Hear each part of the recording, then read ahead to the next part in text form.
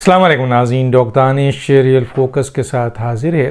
अहम इत्तला है कि दोनों तरफ से, सुप्रीम कोर्ट की तरफ से भी और जो इत्तेहादी हुकूमत है और पार्लियामेंट है, इनकी तरफ से भी 27 तारीख फ़ाइनल राउंड है। अब फ़ाइनल राउंड क्या है? ज़ाहिर है चीफ जस्टिस बमें जो 3 रुकनी बेंच हैं वो इलेक्शन कमीशन के हवाले से अपना केस सुन रहे हैं और उसके ऊपर कई इंस्ट्रक्शन और फैसले आ चुके हैं। और वो पिछली जो प्रोसीडिंग ख़त्म हुई थी 4 बजे, उसको उन्होंने रखा था लेकिन 27 तक पोस्टपोन कर दिया। और लोगों का ख्याल है कि शायद इसकी वजह पीडीएम के सरबराह की धुआंधार प्रेस कॉन्फ्रेंस थी जिसमें उन्होंने आड़े हाथों लिया चीफ जस्टिस साहब को। अच्छा, अब 27 तारीख को जो चीफ जस्टिस समेत ये बेंच बैठेगा, उनके सामने ये भी है मौजूद कि सोशल मीडिया और ख़ुद मुख्तलिफ़ सियासी जमातों ने इस पॉइंट को उठाया है, उनकी खुशदामन साहिबा के स्टेटमेंट को जो कि बेगम तारिक रहीम साहिबा के साथ हुई है, वो बहुत अहमियत उसको दी जा रही है। और लोगों का ये ख्याल था कि इस सिलसिले में 2 राय है। एक राय ये थी कि जी चीफ जस्टिस को फौरी तौर पर इस्तीफ़ा दे के सुप्रीम कोर्ट से अलग हो जाना चाहिए ताकि सुप्रीम कोर्ट महफूज हो और एक ऐसे शख्स के अंडर सुप्रीम कोर्ट चले जाए जिसके ऊपर कोई एलिगेशंस नहीं है। लेकिन चीफ जस्टिस ये मानेंगे या नहीं मानेंगे? बज़ाहिर तो 24 घंटे से ज़्यादा गुजर चुका है, चीफ जस्टिस का कोई बयान इस सिलसिले में नहीं आया है। अगर हम थोड़ा सा पीछे हटें तो जस्टिस मुज़ाहिर नकवी और जस्टिस मुनीब के हवाले से, जस्टिस एजाज़ुल हसन के हवाले से भी ऑडियोज़ आई और बड़ी बड़ी बातें हैं और रेफरेंस भी दाखिल कर दिया। चीफ जस्टिस साहब ने सुप्रीम जुडिशल काउंसिल का इजलास बनाने के बजाय एक मुश्त उन तमाम इल्ज़ामात को, रेफरेंसेस को उठाकर रद्दी की टोकरी में फेंक दिया। जी, अब इसको कैसे मानेंगे ये भी एक अहम मसला है। अब सवाल ये पैदा होता है कि क्या होगा? 27 को वाज़ेह तौर पे नज़र आ रहा है कि सुप्रीम कोर्ट अगर चीफ जस्टिस इस पे अपने आप को गिल्टी समझ के पीछे नहीं हटते हैं और सुप्रीम कोर्ट के लिए अपने आप को विड्रॉ नहीं करते हैं तो फिर उनकी बेंच का रोल बहुत एग्रेसिव होगा, जो लोग कह रहे हैं। और उस एग्रेसिव रोल में वज़ीर आज़म के ऊपर डायरेक्ट टारगेट किया जाएगा। अच्छा, अब मसला ये है कि वज़ीर आज़म साहब भी फंसे हुए हैं क्योंकि एक तरफ वो सुप्रीम कोर्ट में अपने मिनिस्टरों के ज़रिए अप्रोच भी कर रहे हैं, उनको राज़ी करने की कोशिश कर रहे हैं। जो सुप्रीम कोर्ट पंचायत लगाई भी है जिसने, और वो सियासी जमातों की पंचायत बैठाकर मामलात को उस तरफ ले जाना चाहते हैं, उस पर हुकूमत भी किसी हद तक राज़ी है, कमेटी बना दी है, जबकि पीडीएम और पीडीएम की दूसरी जमातें और पार्लियामेंट इसके सख्त खिलाफ है। अब देखना ये है कि पार्लियामेंट, यहाँ पे कहते हैं ना पार्लियामेंट सुप्रीम है, सुप्रीम कोर्ट के मुकाबले में, तो भैया हुकूमत के मुकाबले में भी तो पार्लियामेंट सुप्रीम है। अगर पार्लियामेंट सुप्रीम है सुप्रीम कोर्ट के हवाले से, पार्लियामेंट सुप्रीम है, तो फिर हुकूमत के लिहाज से भी पार्लियामेंट सुप्रीम है। तो पार्लियामेंट तो मानती ही नहीं है इस 3 रुकनी बेंच को। मौलाना फजल रहमान साहब ने यही तो कहा कि पार्लियामेंट तो नहीं मानती इन 3 रुकनी बेंच को, तो इसलिए जब उनके फैसले नहीं मानती है तो फिर उनकी किसी इंस्ट्रक्शन को नहीं माना जाएगा। ये मौलाना फजल रहमान साहब का, पीडीएम के सरबराह का स्टेटमेंट है और पार्लियामेंट भी यही कहती है। लेकिन हुकूमत या वो जो आपके वज़ीर आज़म हैं वो दो कश्ती पे सवार हैं। एक तरफ वो पार्लियामेंट के साथ खड़े होकर कहते हैं हम आपके साथ हैं, बिल्कुल हम भी नहीं मानते। दूसरी तरफ चीफ जस्टिस के बुलावे पे इनका वज़ीर चला जाता है, कमेटी के लिए 3 अरकान भी। तो ये जो 2 कश्ती में हुकूमत सवार है, इसका नुकसान बहुत ज़बरदस्त है क्योंकि एक फ़ैसला कुन मीटिंग 26 को होने वाली है। आज मेरे प्रोग्राम में पीडीएम के तर्जुमान थे, उन्होंने कहा कि जी इसका भी बड़ा वाज़ेह होगा, इसमें हुकूमती इत्तेहाद भी बैठ रही है, पीडीएम की तमाम जमातें भी बैठ रही हैं और पार्लियामेंटेरियन के रिप्रेजेंट करने वाले भी इसमें बैठ रहे हैं। चुनांचे इस बात को लाया जाएगा कि जब पार्लियामेंट सुप्रीम कोर्ट की इन 3 रुकनी बेंच को नहीं मानती, उनके फ़ैसले को नहीं मानती, तो फिर किस बात की मुज़ाकरत किया जाए। मौलाना फजल रहमान का 2 टोक फैसला है जिसकी बुनियाद पर बिलावल भुट्टो भी पीछे हट चुके हैं और दूसरी सियासी जमातें भी और एएनपी भी इस मौक़िफ़ पर कायम है।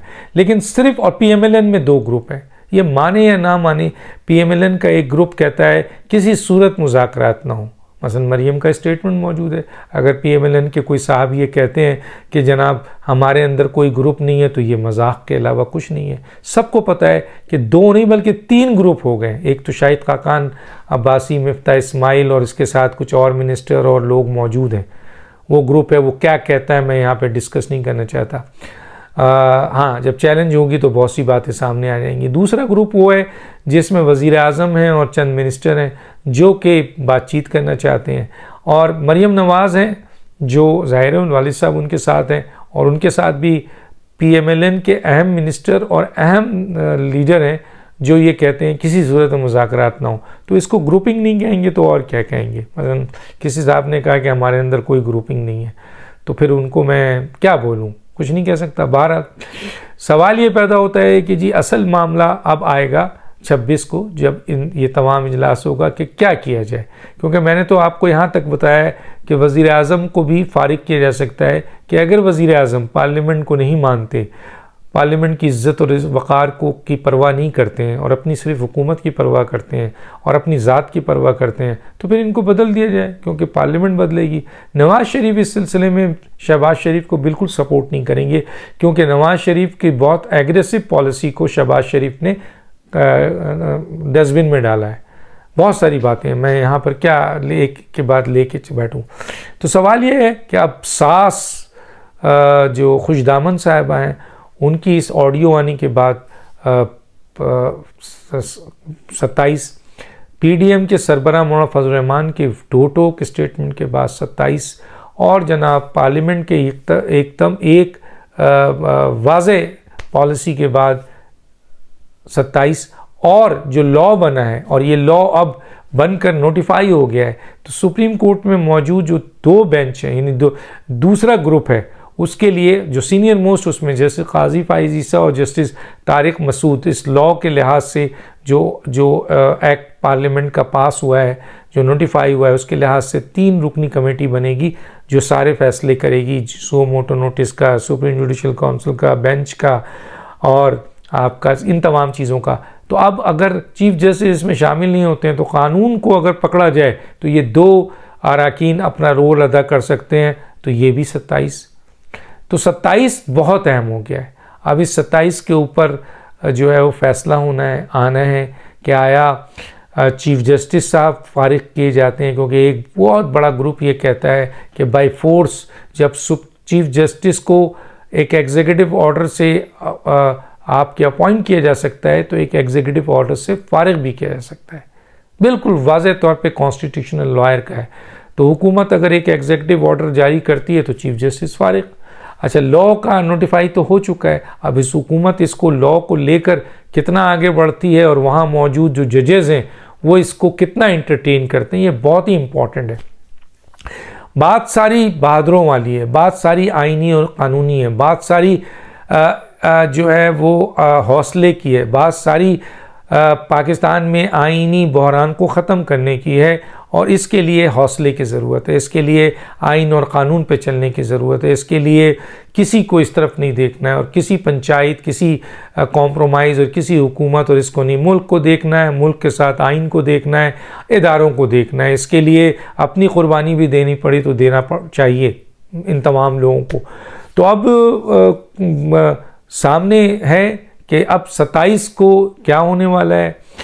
बहुत सारे स्टेप्स मौजूद हैं और उस स्टेप्स को, चंद चीज़ों को मैंने आपके सामने रख दिया है, और चारों तरफ इस वक्त आग लगी हुई है। फिर वही जुमला कहूँगा जो मैं हमेशा कहता हूँ कि देखें, इस मौके पे जब आइन और क़ानून की धज्जियाँ बिखेरी जा रही हों हर जगह से, और 2 टोक फैसले के पर बात आ रही है, और वाज़े तौर पर यह नज़र आ रहा है कि जी क्लैश हो गया है, खुल्लम खुल्ला लड़ाई है, और ये ऑडियोज़ के आने के बाद पता चल गया है कि जी सहूलतकारी कहाँ हो रही है। ब्लूमबर्ग के स्टेटमेंट से पता चल गया है सहूलतकारी किसके लिए की जा रही है। तो इसका मतलब ये कि खुली इस लड़ाई में, मैं हमेशा कहता हूँ कि जो इनिशिएटिव लेगा वही सिकंदर है, और इस वक्त इनिशिएटिव लेने के चांसेस चीफ जस्टिस के पास भी है, जो फाइनल 27 को कोई ऑर्डर जारी कर दें, तौहीन कर दें। दूसरा, सीनियर जजेस का है जो लॉ बनने के बाद फैसला लें, कमेटी की मीटिंग बुलाएं। तीसरा, हुकूमत मौजूदा चीफ जस्टिस को इस बुनियाद पे जो खुशदामन साहबा की और दूसरे रेफरेंसेस इस बुनियाद पर उनको फारिग करे और acting chief justice senior most को बनाए। और चौथी कि पार्लियामेंट और पीडीएम ये देखे कि अगर हुकूमत जो है वो दो कश्ती में सवार है तो फिर उनको उठाकर एक ही कश्ती में डाल दिया जाए। देखते हैं क्या होता है। डॉक्टर दानिश को याद दीजिए। अल्लाह हाफ़िज़।